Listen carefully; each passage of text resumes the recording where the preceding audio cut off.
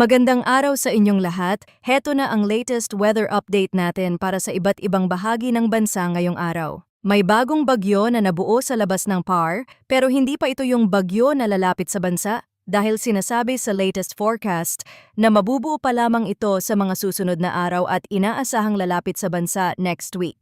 Kung gusto mo naman lagi kang informed sa lagay ng panahon, huwag kalimutang mag-subscribe dito sa channel. Sa kasalukuyang lagay ng panahon, ang southwest monsoon ang patuloy na nakaapekto sa Luzon.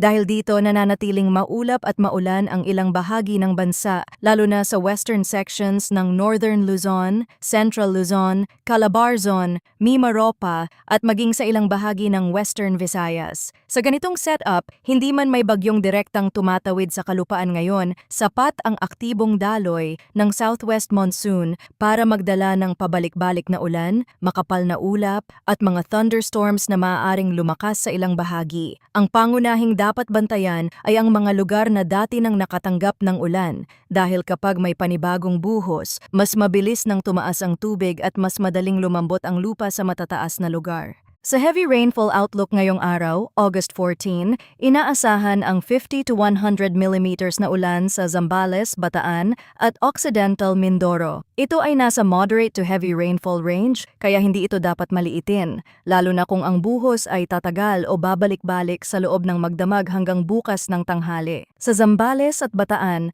mahalagang bantayan ang mga lugar na nasa paanan ng kabundukan, mga komunidad na malapit sa ilog at mga kalsadang madaling bahain kapag tuloy-tuloy ang ulan. Sa Occidental Mindoro, ang pagpasok ng southwest monsoon mula sa kanlurang bahagi ay maaaring magdala ng makakapal na ulap at pag-ulang maaaring lumakas sa ilang oras. Ang 50 to 100 millimeters na ulan ay maaaring magdulot ng localized flooding sa mga mabababang lugar, lalo na kung mabagal ang daloy ng tubig sa drainage o kung mataas na ang tubig sa mga ilog. Sa mga lugar na may matataas na bahagi, posible rin ang landslides kapag ang lupa ay matagal nang nababasa. Mahalagang tandaan na maaaring mas mataas pa ang aktuwal na dami ng ulan sa mountainous at elevated areas. Kapag ang hangin may dalang moisture mula sa southwest monsoon ay tumama sa kabundukan, mas madaling mabuo ang mas makapal na ulap at mas malakas na buhos. Kaya sa ilang bahagi ng Zambales, Bataan at Occidental Mindoro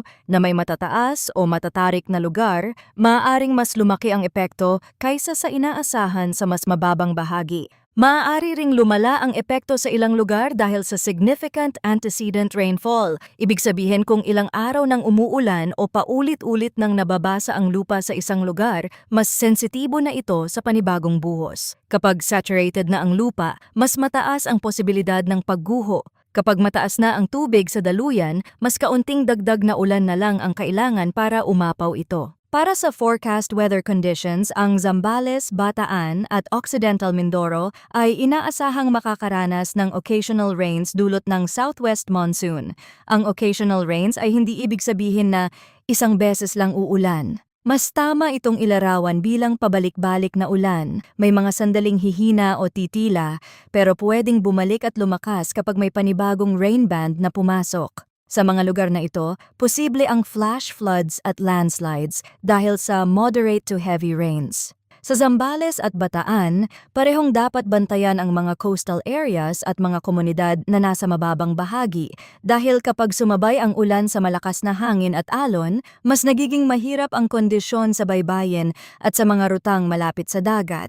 Sa Occidental Mindoro, dahil kasama ito sa heavy rainfall outlook at isa sa mga lugar na direktang apektado ng southwest monsoon, mas mataas ang posibilidad ng pabalik-balik na ulan hanggang bukas ng tanghali. Ang mga bayan na malapit sa ilog at mga lugar na madaling bahain ay dapat bantayan kapag tuloy-tuloy ang buhos. Sa mga parte naman na may kabundukan o matatarik na bahagi, ang matagal na ulan ay maaaring magpataas ng risk ng landslides.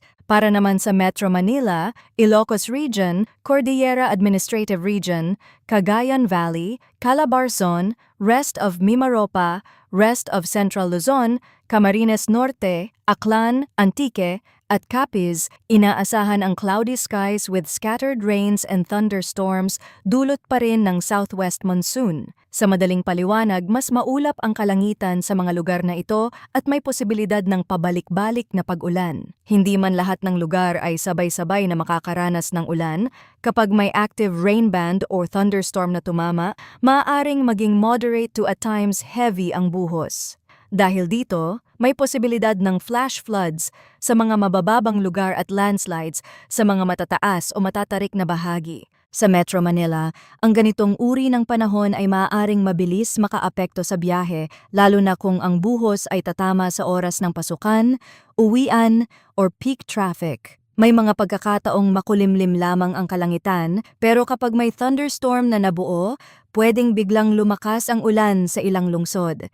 Sa mga lugar na mahina ang drainage o madalas maipunan ng tubig, ang moderate to at times heavy rain ay maaaring magdulot ng localized flooding. Sa Ilocos Region, mas dapat bantayan ang mga lugar na dati nang nakaranas ng ulan mula sa nakaraang mga araw. Ang southwest monsoon ay maaaring magdala ng makakapal na ulap mula sa kanlurang bahagi, kaya pwedeng makaranas ng scattered rains and thunderstorms sa iba't ibang probinsya. Sa Cordillera Administrative Region, kabilang ang Benguet at iba pang matataas na lugar, mas sensitibo ang panahon dahil kapag ang ulan ay tumama sa mga bundok, mas mabilis lumalambot ang lupa. Sa Cagayan Valley, kahit hindi lahat ng lugar ay nasa pinakamabigat na rainfall outlook, pwede pa ring magkaroon ng localized thunderstorms na magdudulot ng malakas na ulan sa maikling panahon.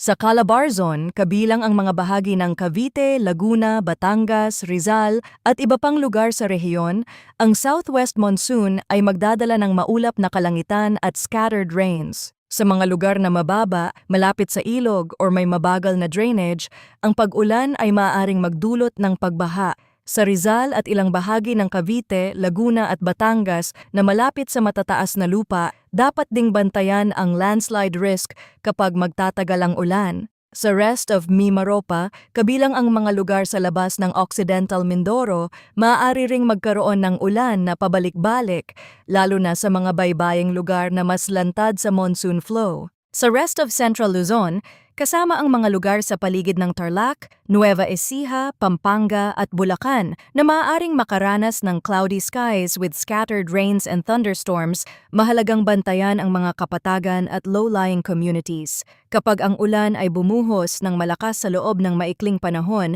mabilis na pwedeng magkaroon ng water buildup sa ilang kalsada, sakahan at residential areas. Sa Camarines Norte, Aklan, Antique at Capiz, posibleng maging maulap at maulan din dahil sa epekto ng southwest monsoon. Sa Antique, dahil nasa western side ng Visayas, mas madaling maabot ng monsoon rain bands ang ilang bahagi nito, kaya kailangan ding bantayan ang mga lugar na malapit sa bundok at baybayin. Para sa rest of Luzon, ang inaasahang lagay ng panahon ay partly cloudy to cloudy skies with isolated rain showers or thunderstorms, dulot pa rin ng southwest monsoon. Mas hiwa-hiwalay ang ulan dito kumpara sa mga lugar na may scattered rains, pero hindi ibig sabihin na ligtas na sa epekto. Kapag may isolated thunderstorm na nabuo, maaari itong magdala ng malakas na ulan, kulog, kidlat at bugso ng hangin sa loob ng maikling panahon. Maulap lamang, habang ang kalapit na lugar ay nakararanas na ng malakas na ulan.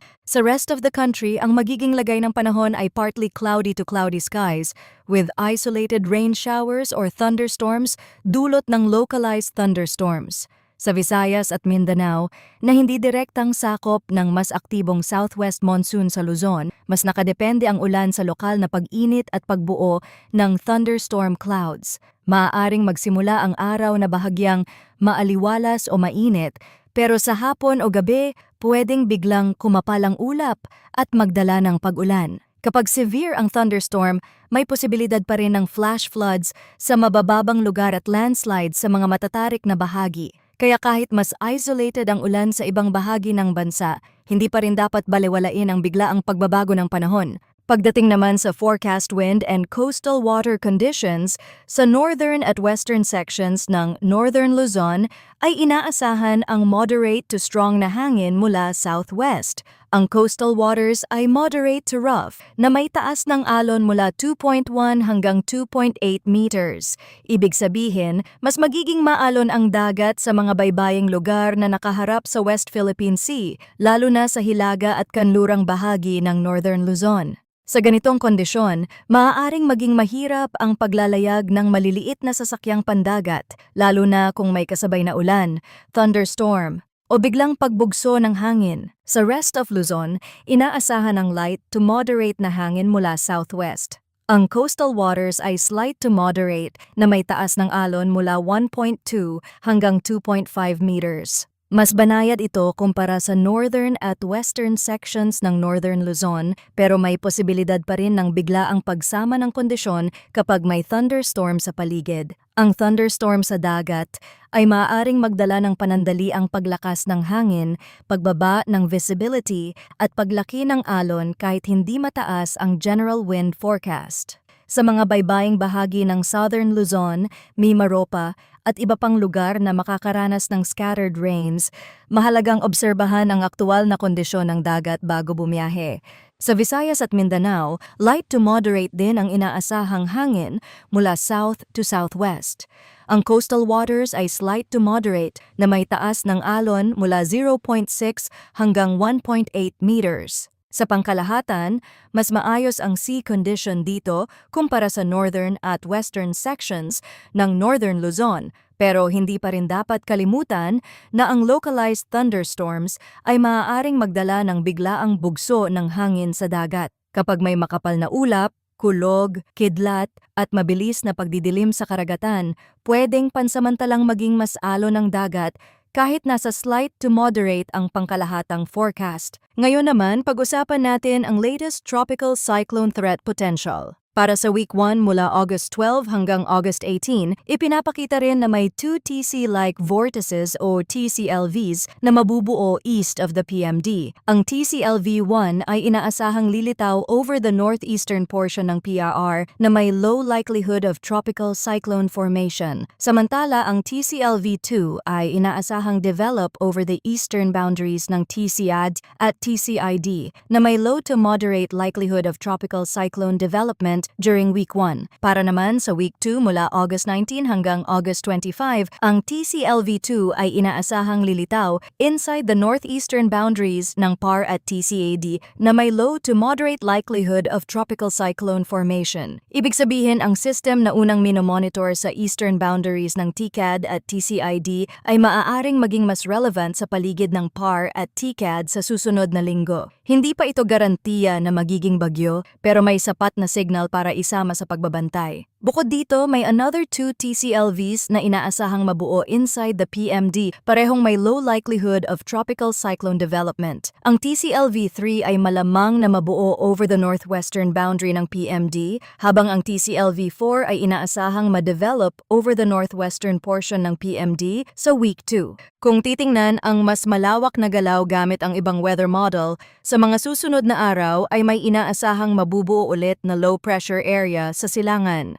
Ang sistemang ito ay maaaring maging bagyo at kung ma-develop ito bilang tropical depression sa loob ng PAR, tatawagin itong Bagyong Neneng. Sa kasalukuyang senaryo, posibleng kikilos ito pahilagang kanluran at maaaring dumaan malapit o tumawid sa Northern Luzon area. Dahil dito, mahalagang tutukan ang susunod na mga araw dahil ang ganitong galaw ay maaaring magdala ng mas makapal na ulap, mas maraming ulan at posibleng pagbabago sa wind pattern sa hilagang bahagi ng bansa. Sa paglapit ng posibleng Bagyong Neneng, inaasahang muling lalakas ang southwest monsoon. Kapag may tropical system na papalapit sa Northern Luzon o nasa paligid ng PRR, mas tumitindi ang paghila ng hangin mula sa timog kanluran. Ang epekto nito ay hindi lamang nakatuon sa mismong dadaanan ng system dahil maaring maramdaman din ang pag-ulan sa western sections ng Luzon at iba pang lugar na sensitibo sa monsoon rains. Kaya kahit ang sentro ng posibleng bagyo ay malapit sa Northern Luzon, maaring lumawak ang ulan sa Central Luzon,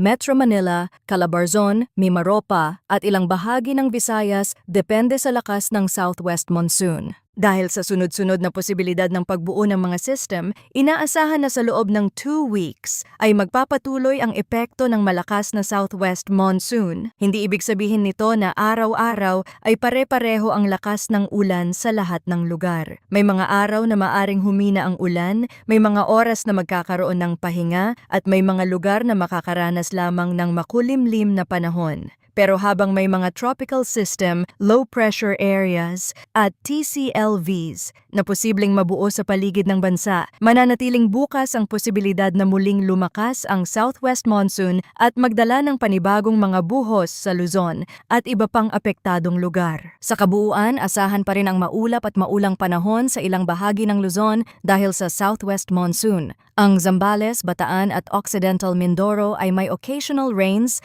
at nasa rainfall outlook na 50 to 100 millimeters hanggang tomorrow noon, August 14. Ang Metro Manila, Ilocos Region, Cordillera Administrative Region, Cagayan Valley, Calabarzon, rest of Mimaropa, rest of Central Luzon, Camarines Norte ay makakaranas ng cloudy skies with scattered rains and thunderstorms. Sa rest of Luzon, isolated rain showers or thunderstorms pa rin ang posible dahil sa southwest monsoon, habang sa rest of the country ay localized thunderstorms ang pangunahing dahilan ng biglaang buhos. Sa dagat, moderate to rough ang kondisyon sa northern at western sections ng northern Luzon, slight to moderate sa rest of Luzon, at slight to moderate din sa Visayas at Mindanao, iging malaking factor sa ulan, hangin at kondisyon ng panahon sa bansa.